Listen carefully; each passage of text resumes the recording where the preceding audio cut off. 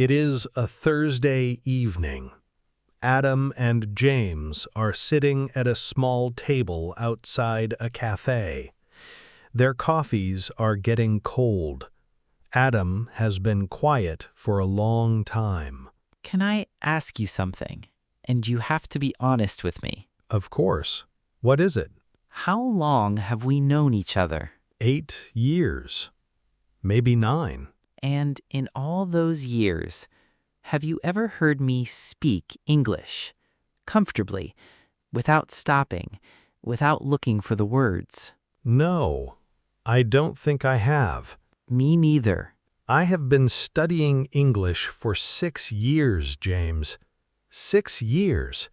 I have 2 grammar books. I have 3 apps on my phone.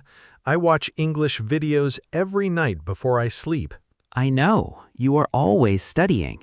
But I still cannot speak. Not really. Every time I try, I freeze. The words are in my head. I know what I want to say, but when I open my mouth, nothing, or the wrong thing, or I say it and it sounds so strange that I just stop. How does that feel? Like being invisible, like everyone around you is having a conversation and you are standing outside a window watching.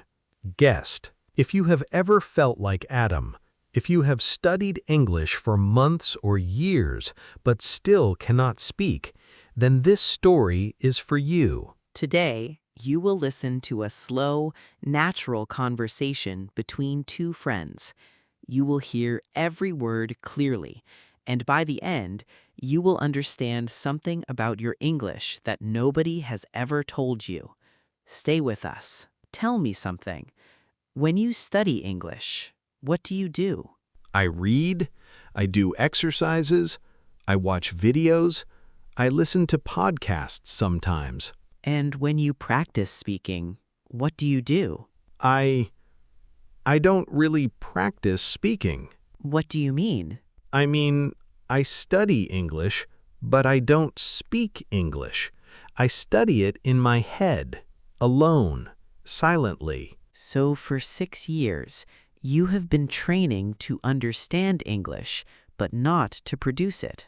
I never thought of it like that. Think about it like the gym, Adam. Imagine someone who reads about exercise every single day, books about running, videos about lifting, articles about technique, but they never go to the gym, never lift anything, never run one step. They would not get stronger. Exactly, no matter how much they read, because the body learns by doing, not by reading about doing. And it is the same with speaking. Your mouth has muscles, Adam. Your throat has muscles. The part of your brain that controls speaking, it needs practice, real practice, out loud, every day, not reading, not listening, speaking. Vocabulary Moment 1. To produce. To produce means to make something, to create output. In language learning, to produce means to speak or write, to use the language actively, not just understand it. James said, "You have been training to understand English, but not to produce it." Listen again. To produce. Can you say it? To produce. But I try to speak sometimes, and then I make mistakes, and I hate making mistakes. What happens when you make a mistake? I stop. I feel embarrassed. I think everyone can see that my English is bad. Everyone who? People, colleagues, strangers, anyone who can hear me. And what do you think they do when they hear your mistake? They judge me. They think I am not intelligent. Adam, I want you to think about something. Do you judge people when they speak your language with a mistake? When a foreign person tries to speak to you in your language and they make an error, what do you think?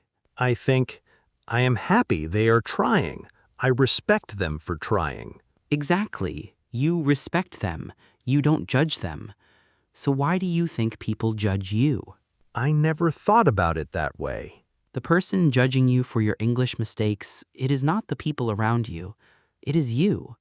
You are the only one who cares that much.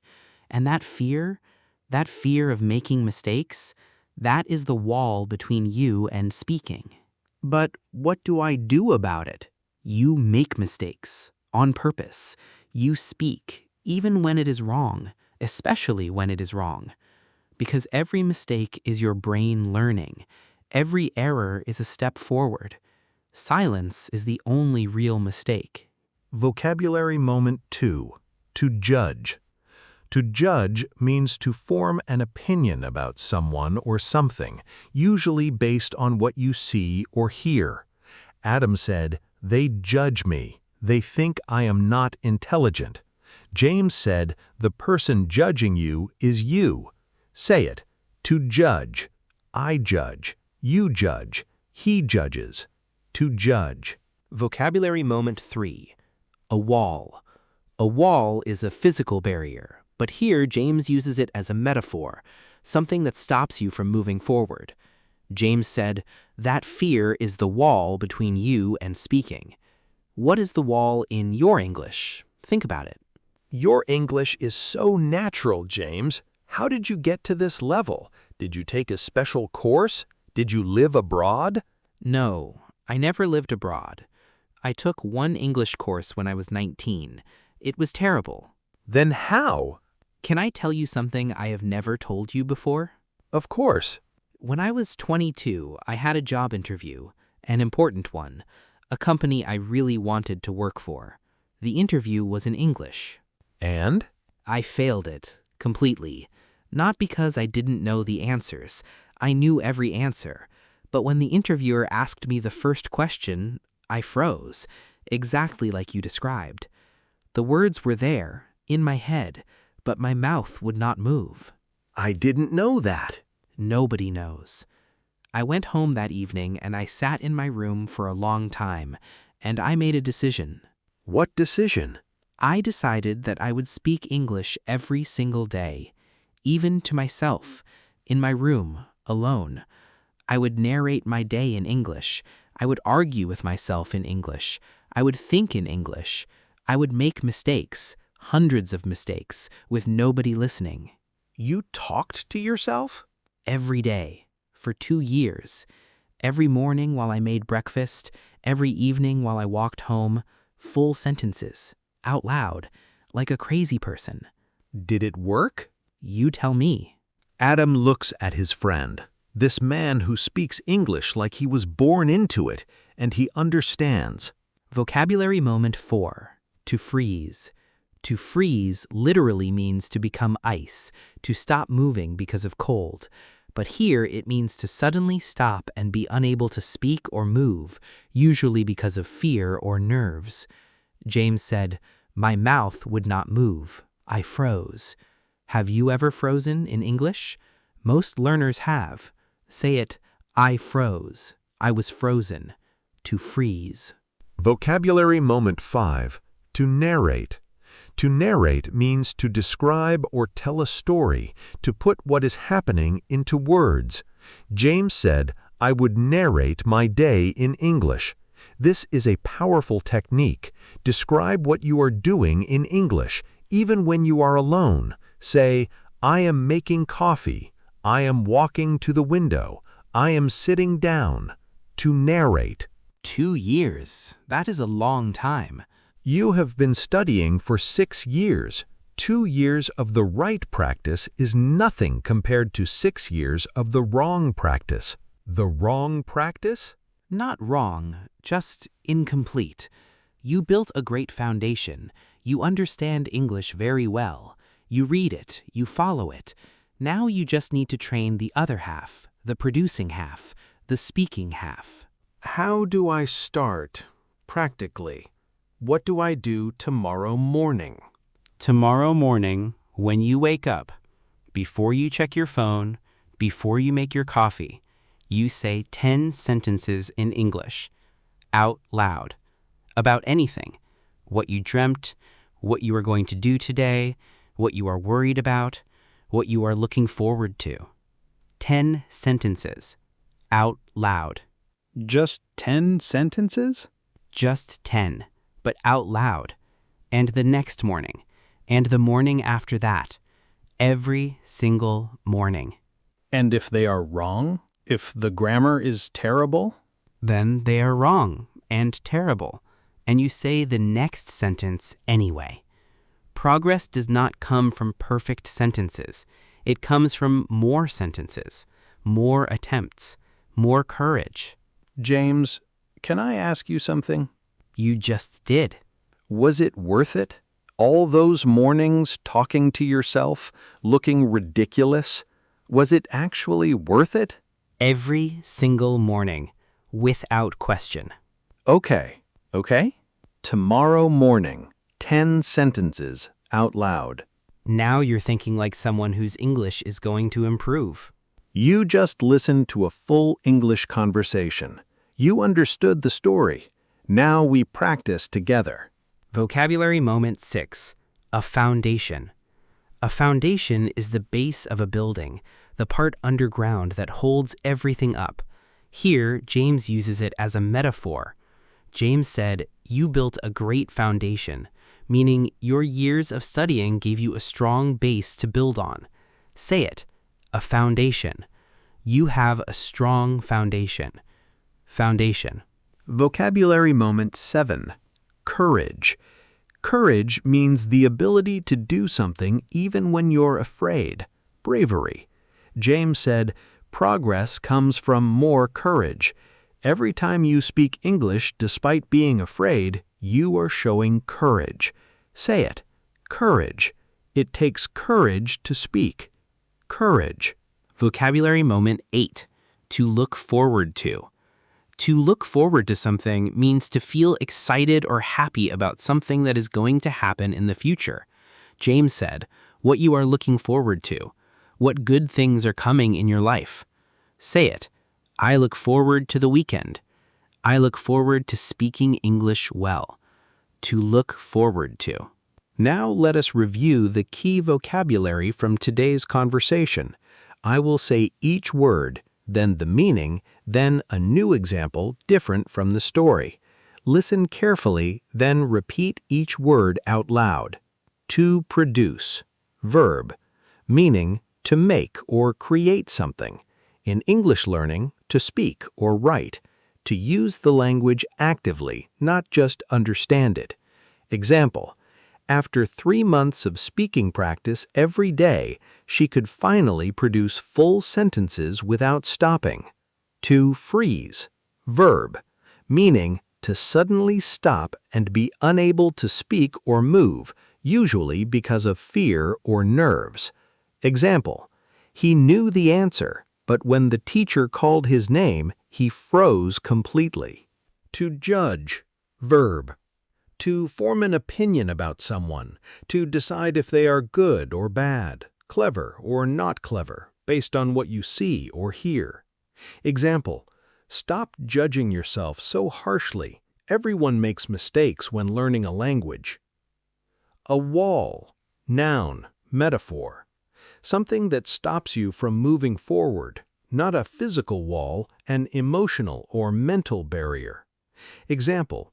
Fear was the wall between him and his dream job. He had to break through it.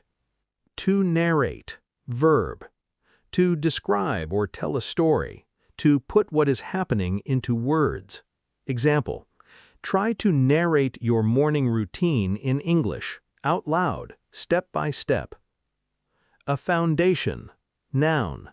The base that holds everything else up. In learning, the basic knowledge and skills you build everything else on. Example.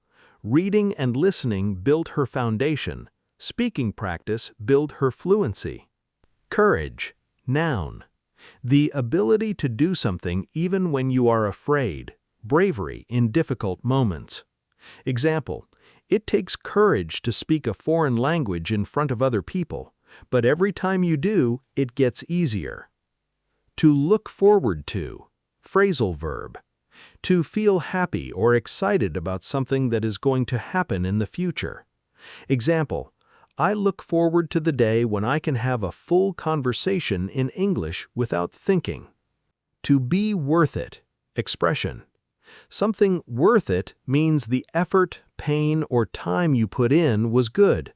The result was worth the cost. Example: learning English is hard, but one day it will be completely worth it. To make an attempt. Expression. To try something, especially something difficult. To make an effort even if you are not sure you will succeed. Example: every time you speak English, even badly, you are making an attempt, and every attempt matters. Excellent.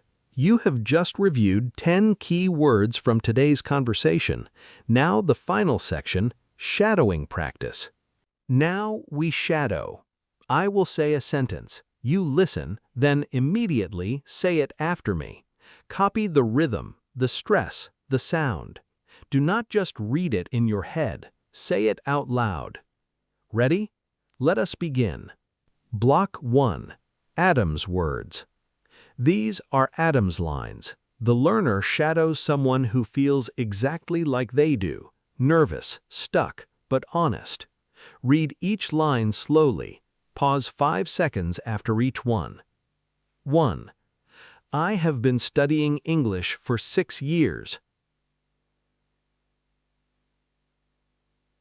2. But I still cannot speak. Not really. 3. Every time I try, I freeze. 4. The words are in my head, but my mouth will not move. 5. I feel like I am standing outside a window watching. 6. I hate making mistakes. 7. I never thought about it that way. 8. Okay, tomorrow morning, 10 sentences, out loud. Now block 2, James's words. These are James's lines, confident, warm, wise. The learner shadows someone who has already solved this problem. Read each line at a natural speaking pace. Pause 5 seconds after each one. 1. Your mouth has muscles, and those muscles need practice. 2. You have been training to understand English, but not to produce it. 3. The person judging you for your mistakes, it's you. 4. Fear of making mistakes, that's the wall between you and speaking. 5. Every mistake is your brain learning. Every error is a step forward. 6. Silence is the only real mistake. 7. I would narrate my day in English, out loud, every single day. 8. Progress doesn't come from perfect sentences, it comes from more sentences. Now block 3, the key sentences. These are the most powerful lines from the whole conversation. Read slowly, with full weight on every word. Pause 6 seconds after each one. 1. Think about it like the gym. 2. The body learns by doing, not by reading about doing. 3. Speak English every day, even to yourself. 4. Make mistakes on purpose. 5. Progress doesn't wait for perfect. 6. Every single morning, without question. Well done. You just completed a full English practice.